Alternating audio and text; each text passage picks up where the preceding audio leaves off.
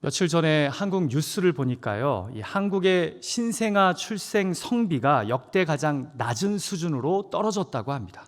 한국통계청의 2020년 인구조사 결과에 따르면요, 지난해 한국의 남아 출생 성비는 104.9명이었다고 합니다. 여러분, 이 말은요, 여자아이 100명당 남자아이가 104.9명 태어났다는 뜻입니다. 이는 통계청이 일반적으로 판단하는 성별에 대한 선호 없이 이 남자아이가 태어났을 때 발생하는 출생 성비인 103명에서 107명 사이의 거의 딱 중간 수준입니다. 아직 그 이유가 밝혀지지는 않았지만요, 전 세계적으로 자연 상태에서 출생할 때 남아가 여아보다 조금 더 많이 태어나기 때문에 보통 성비에 선호 없이 태어나는 신생아 성비가 약 105명 안팎이라고 합니다. 자, 그러니까 이제 한국 사회에서 남아를 더 선호하는 분위기가 사라졌다는 겁니다. 여러분, 이 통계 자료를 과거와 비교해 보면요, 이 남아 선호 사상이 뚜렷했던 1990년에 신생아 출생 성비는요 116.5명이었다고 합니다. 그러니까 여자아이 100명 태어날 때 남자아이가 116명 이상 태어났다는 거예요. 1993년에 셋째 아이 출생 성비는요 무려 209.7명이었다고 합니다. 그러니까 여자아이가 100명 태어나면 남자아이가 셋째 아이로 209명이 넘게 태어났다는 거죠. 그러니까 이 둘째, 셋째로 갈수록 아들을 갖기 위해 임신을 하기 때문에 출생 성비가 더 올라가는 겁니다. 올해 조사에 따르면 이제는 셋째 아이의 출생 성비도 자연스러운 106.7명이라고 합니다. 이 기사를 보니까요, 저희 둘째 누나가 태어났을 때 이야기가 생각나더라고요. 저희 친할아버지 할머니가 이 둘째가 태어난다는 이야기를 들으시고 병원으로 오시다가 둘째가 딸이라는 소식을 들으시고 그냥 집으로 발걸음을 돌리셨다고 합니다. 어머니가 나중에는 아무렇지 않게 이야기하시지만, 왜냐하면 당시 60, 70년대 어머니들에게요, 이 아들을 낳지 못한다는 것은 마치 집안에 큰 누를 끼치는 그런 아주 옳지 않은 모습이었기 때문에 어머니가 그 이야기를 하면서 웃으시면서도 뭐 이제는 아무렇지 않으신 듯 그렇게 말씀하시더라고요. 자, 그런데요, 불과 4, 50년 전의 한국보다 훨씬 더 남아 선호 사상이 극심했던, 아니 자녀를 많이 낳는 것을 여자의 가장 중요한 존재 목적으로 삼던 구약시대를 살던 한 여인이요, 오늘 본문에서 괴로운 마음을 부여잡고 하나님께 눈물의 기도를 올립니다. 왜요? 남자아이는 고사하고 그녀에게는 아예 자녀가 단 한 명도 없었기 때문입니다. 저도 목회 현장에서 결혼하고 5년, 8년, 10년이 지나도 자녀를 갖지 못해 힘들어하는 부부들을 목양한 경험이 있는데요, 이것이 자녀를 갖기 원하는 분들에게 얼마나 무거운 마음의 짐이 되는지 아십니까? 그런데요, 당시 구약시대에서는 이 무거운 짐을 고스란히 여자가 다 짊어졌던 겁니다.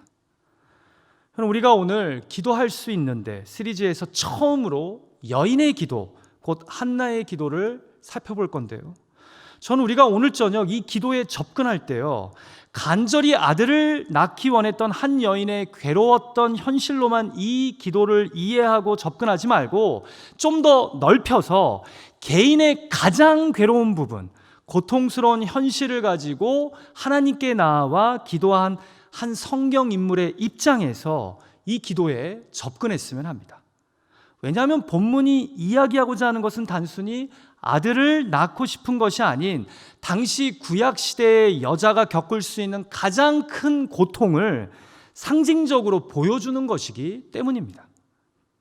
그것이 오늘날을 살고 있는 우리 개개인에게는 전혀 다른 문제의 괴로움과 고통일 수 있다는 거죠. 그런데 이 괴로움을 가지고 이 풀리지 않는 문제를 앞에 두고 이 여인이 어떻게 했냐는 겁니다.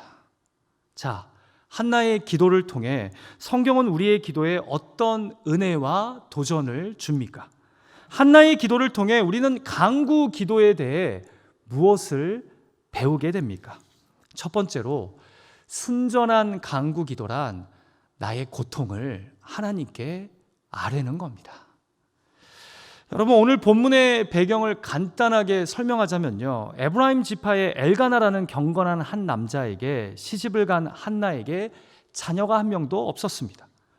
그런데 아마도 이들 사이에 자녀가 없자 엘가나가 가문의 명맥을 잇기 위해 어쩔 수 없이 두 번째 아내를 가졌던 것 같습니다.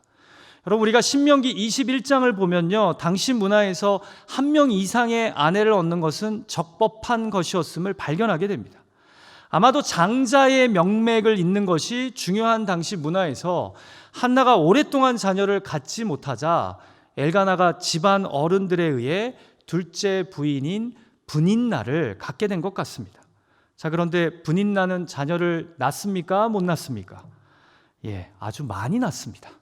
4절에서는 그냥 분인나와 그의 모든 자녀라고 번역하지만 원문은 그녀의 모든 아들들과 딸들이라고 기록되어 있습니다. 한마디로 자녀를 많이 낳은 것입니다. 여러분, 당시 문화에서 한 부인에게는 자녀가 아주 많은데 또 다른 부인에게는 자녀가 한 명도 없다는 것은요, 그 자체가 수치입니다. 비교가 되기 때문이죠.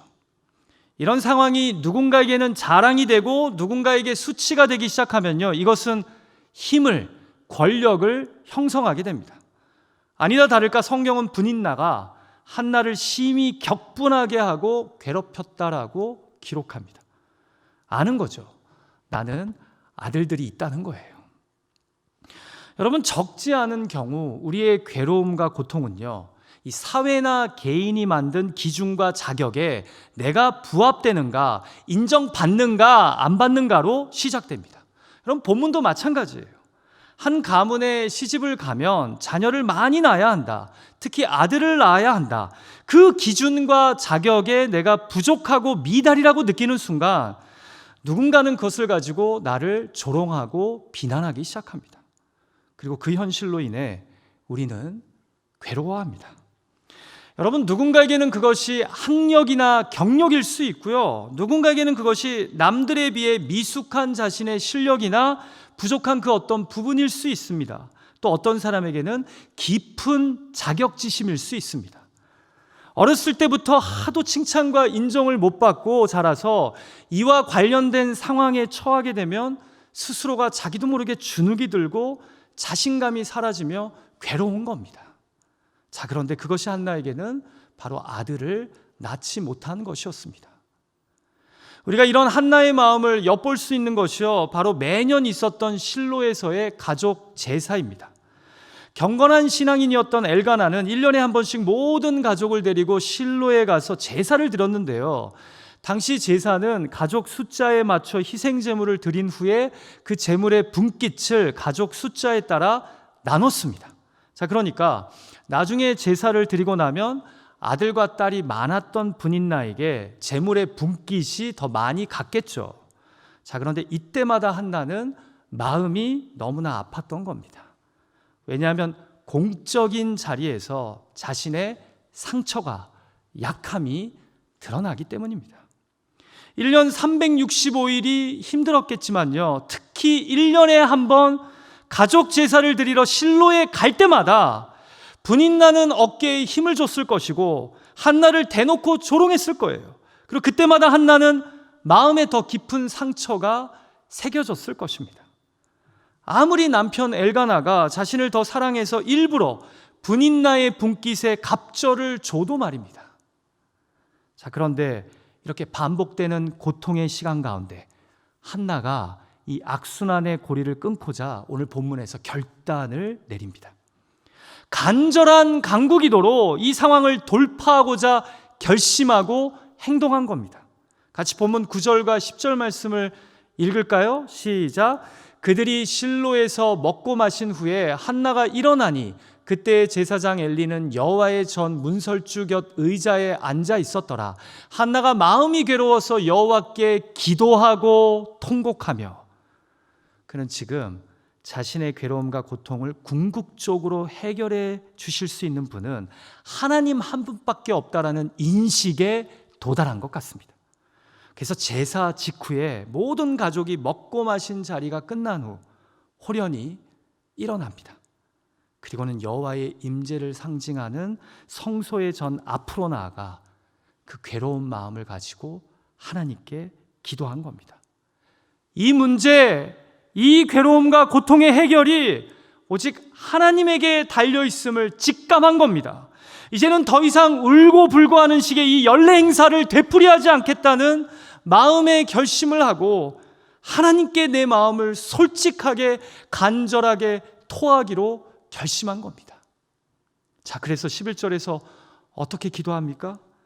서원하여 이르되 만군의 여호와여, 만일 주의 여종의 고통을 돌보시고 나를 기억하사 주의 여종을 잊지 아니하시고 주의 여종에게 아들을 주시면 내가 그의 평생에 그를 여호와께 드리고 삭도를 그의 머리에 대지 아니하겠나이다.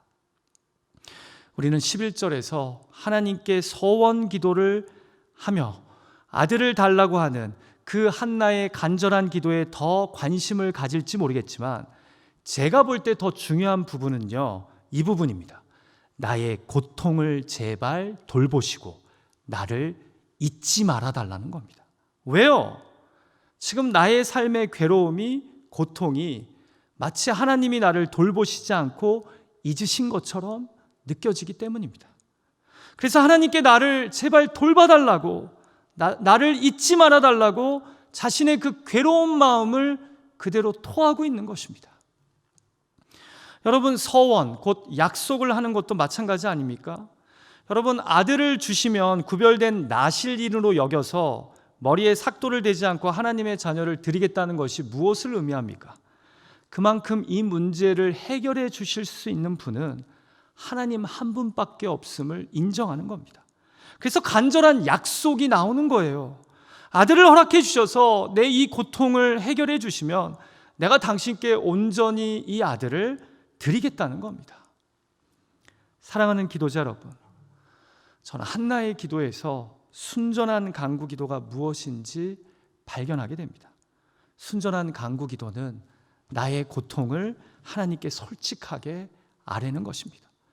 더 이상 혼자 울지 않고 혼자 자신을 자책하며 괴로워하지 않고 그 마음을 가지고 하나님 앞에 나의 괴로움을, 나의 고통을 솔직하게 고하는 겁니다. 그러면서 나를 좀 둘러봐 달라고, 나를 잊지 말아 달라고, 나의 이 고통의 문제를 해결해 달라고 기도하는 겁니다. 내 마음을 간절히 하나님 앞에 토하는 것입니다. 여러분, 한마디로 가장 순수한 간구 기도는요, 나의 고통을 그대로 하나님께 아뢰며 내 힘든 마음을 쏟아 놓는 것입니다. 자, 그래서 뒤에 한나의 기도를 술 취한 자의 기도로 오해한 엘리 제사장에게 한나가 아니라고 대답하면서 뭐라고 이야기합니까? 같이 본문 15절을 읽어볼까요? 시작. 한나가 대답하여 이르되 내 주여 그렇지 아니하니이다. 나는 마음이 슬픈 여자라. 포도주나 독주를 마신 것이 아니요 여호와 앞에 내 심정을 통한 것뿐이오니. 여러분, 하나님 앞에 기도로 내 심정을 통했다는 것이 무슨 의미일까요? 내 괴로운 마음을 하나님 앞에 쏟아 놓았다는 겁니다. 혼자 끙끙 앓으면서 괴로워하기보다 이제야 기도로 내 고통을 솔직하게 다 쏟아 놓는다는 겁니다. 사랑하는 기도자 여러분, 저는 여러분이 오늘 저녁 순전한 간구 기도를 하나님께 드렸으면 합니다. 여러분의 괴로움과 고통의 제목을 혼자 끙끙거리며 마음에 그냥 품고 있기보다 내 마음을 알고 계신 하나님께 내 고통을, 내 상처를, 내 괴로움을 다 쏟아 놓았으면 좋겠습니다. 이것을 신약적으로 말씀드리자면 예수 그리스도의 십자가 앞에 기도로 다 내려놓았으면 좋겠습니다. 지금 한나는 우리에게 순전한 기도란 나의 고통을, 감춰진 상처를 하나님께 솔직하게 아뢰는 것이라고 도전하고 있는 것입니다. 자, 마지막 두 번째로 한나의 기도를 통해 우리는 간구 기도에 대해 무엇을 배우게 됩니까? 좀 역설적인 이야기인데요, 순전한 간구 기도란 기도의 시간대 드린 약속과 결심을 지키는 것입니다. 여러분, 사실 오늘 본문은요, 기도가 핵심 주제인 말씀은 아닙니다. 여러분, 사무엘상이 어떤 시대적 배경을 가지고 있습니까? 사사시대와 왕정시대의 사이에 이 변화의 시기를 기록하고 있는 것이 바로 사무엘상입니다. 특별히 그 시기에 하나님의 선지자로 리더로 사용된 사무엘의 이야기를 우리에게 들려주는 책입니다. 부패하고 눈이 먼 엘리 제사장이 아닌 이 어린 사무엘을 통해 이스라엘을 새롭게 변화시키는 하나님의 이야기가 담겨 있습니다. 자, 그 큰 맥락에서 지금 본문 1장은요, 이 사무엘이, 이 위대한 리더가 어떻게 태어나게 되었는지, 그의 탄생부터 그가 어떻게 구별된 자인지를 우리에게 알려주는 말씀입니다. 여러분, 사무엘은요, 괴로운 자신의 마음을 하나님 앞에 토한 어머니 한나의 간절한 기도로 태어난 리더입니다. 그런데요, 사실 오늘 본문이 보여주는 메시지가 한 가지 더 있습니다. 바로 간절한 기도의 자리에서 하나님께 드린 약속과 결심을 지킨 어머니를 통해 그가 하나님의 선지자로 세워졌다는 점입니다. 전 이 부분이 참 중요하다고 생각해요. 자, 한나가 자신의 마음을 토하는 간절한 기도를 드리면서 뭐라고 약속했죠? 아들을 주시면 그 아들을 구별된 자로 여겨 하나님께 온전히 드리겠다고 약속했습니다. 이 고백의 의미는 하나님의 뜻대로 사용하시도록 내어드리겠다는 겁니다. 자, 그런데 이 마음을 쏟아부은 기도 이후에 어떤 일이 벌어집니까? 본문 바로 뒤인 19절과 20절을 보면요, 기도를 들으신 여호와께서 한나를 생각하사 바로 임신하게 하셨다고 기록합니다. 여러분, 그런데요, 우리가 기도할 때 마음과 응답 받은 다음에 마음이 솔직하게 좀 달라지잖아요. 기도할 때는 힘들어서 괴로워서 이렇게 저렇게 약속을 하고 간절히 구하지만 막상 하나님이 그 기도에 응답해 주시면 기도했을 때의 약속과 결심을 싹 잊을 수 있는 것이 우리 아닙니까? 사실 그 약속도 결심도 하나님이 하라고 하셔서 한 것이 아닌 우리가 자발적으로 성령의 감동으로 드린 고백이었음에도 불구하고 말입니다. 자, 그런데요, 사무엘이 이스라엘의 위대한 리더가 될 수 있었던 배경에는요, 기도 때 자신이 드린 약속을, 결심을 잊지 않는 어머니 한나의 신실한 순종과 의탁이 있었다는 점입니다. 여러분, 본문을 보면 아이가 태어난 이후에도 엘가나의 집은 매년 가족 제사를 드리러 실로로 갑니다. 자, 그런데 이제 한나가 더 이상 제사에 참여하지 않으면서 남편에게 이렇게 말합니다. 22절입니다.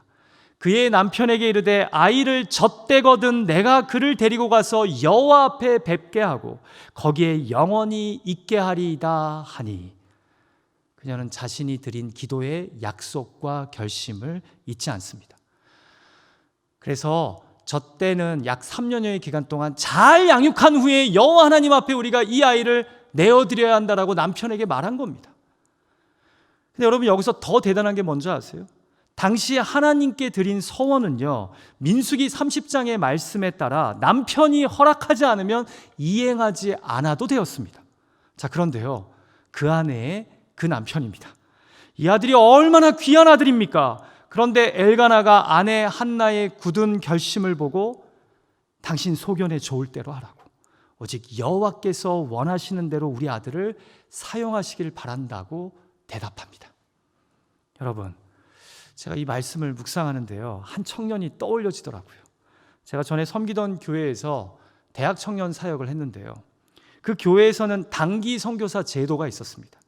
장기 선교사로 파송되기 전에 자신이 선교사로 준비되었는지 확인하도록, 또는 장기는 아니어도 1, 2년 정도 단기 선교로 헌신하기를 원하는 분들을 위해 운영되는 제도였는데요, 제가 청년 사역을 할 때 한 두세 명의 청년들이 이 단기 선교사로 헌신해서 인도로 아프리카로 갔습니다. 근데 어느 날 한 청년이 저한테 찾아오더니만 단기 선교사로 헌신하고 싶다고 저보고 추천서를 써달라는 거예요. 그래서 모든 것이 그렇지만 여러분, 하겠다고 한다고 해서 마냥 하게 하면 안 돼요. 그 형제가 왜 이런 단기 선교사로 헌신하고자 하는지 확인하고자 추천서를 쓰기 전에 면담을 하자 그랬어요. 심층 면담을 하려고 했던 거죠. 그런데 면담에서 이 형제가 자기가 단기 선교사로 가야 되는 이유를요, 정말 담백하게 설명하더라고요. 자기가 수련회 때 하나님께 기도하면서 약속을 했다는 거예요. 하나님은 나를 위해 독생자 예수 그리스도를 내어주셨는데 내가 다른 건 몰라도 청년의 때 결혼하기 전에 1년 이상 단기 선교사로 헌신하겠다고 그 약속을 5년 전에 했다는 거예요. 그런데 이런저런 상황으로 미뤄졌는데 이제 더 이상 미룰 수가 없어서 그 약속을 지켜야 한다는 거예요. 여러분, 제가요 그 얘기 딱 듣고요 다른 말 안 했어요. 하나님께 약속했으니까 지키라고. 내가 봐도 너 지금 안 가고 그냥 미루다 보면 나중에 이 약속 못 지키게 된다고, 더 힘들 거라고. 제가 그 자리에서 축복 기도를 해줬던 기억이 나요. 그렇게 아프리카 선교지에 장기 선교사님을 도와 약속한 대로 1년을 헌신하더라고요. 여러분, 저도 기도할 때요 하나님께서 감동을 주셔서 결심할 때가 있습니다. 회개하면서 약속할 때가 있어요, 하나님한테. 그리고 그렇게 약속한 다음에 집에 가서 아내에게 이렇게 하겠다고 약속한 대로 행하려고 하고요, 제 자녀에게 성령이 주신 감동대로 미안하다고 사과를 하기도 해요. 여러분, 이렇게 기도 때 한 약속 지키려면요 집에 가자마자 바로 해야 돼요. 여러분, 제가 약속을 다 지켰을 것 같아요? 아니에요. 제가 기도를 드리면서 하나님이 저에게 주셨던 감동의 마음대로 이렇게 하겠다고 약속하고 그 약속을 못 지킨 것도 제법 있어요. 근데요, 이런 저에게 한나는요 너무나 귀한 기도자입니다. 한나는요 간절히 자신의 고통을 아뢰며 마음을 토합니다. 이 상황에서 나를 구원해달라고, 나를 잊지 마시고 제발 내 기도에 응답해달라고 말입니다. 그리고는 기도 가운데 자발적으로 하나님께 약속합니다. 성령의 감동을 받아 하나님 앞에서 결심합니다. 그리고 하나님이 기도에 응답하시자마자 그 약속을 붙잡고 지킵니다. 그 결심을 수호합니다. 강구의 자리에서 하나님께 드렸던 그 간절한 고백을 잊지 않고 기도합니다. 저는 이런 한나의 기도가 너무 귀합니다. 너무 멋집니다. 여러분, 순전한 간구 기도라고 제가 아까 대지를 설명하면서 말씀드렸는데, 이 순전하다라는 사전적 의미가 뭔지 아세요? 순전하다는 건 순수하고 완전하다는 겁니다. 그래서 순전한 간구 기도는요 내가 기도 때 하나님께 드린 약속과 결심을 삶 속에서 지키는 기도입니다. 여러분, 솔직히 간구 기도를 하나님께 드리면서 드렸던 약속 기억나십니까? 그 중에 아직도 미루고 애써 외면한 약속이나 결심 혹시 있으십니까? 오늘 한나의 순전한 간구 기도를 통해 내가 예배의 감격과 기도의 자리에서 하나님께 드린 약속과 결심을 삶 속에서 순종하시는 은혜가 저와 여러분의 삶 가운데 있기를 주님의 이름으로 축복합니다. 이것이 한나의 간구 기도를 통해 우리가 배워야 하는 중요한 레슨인 겁니다.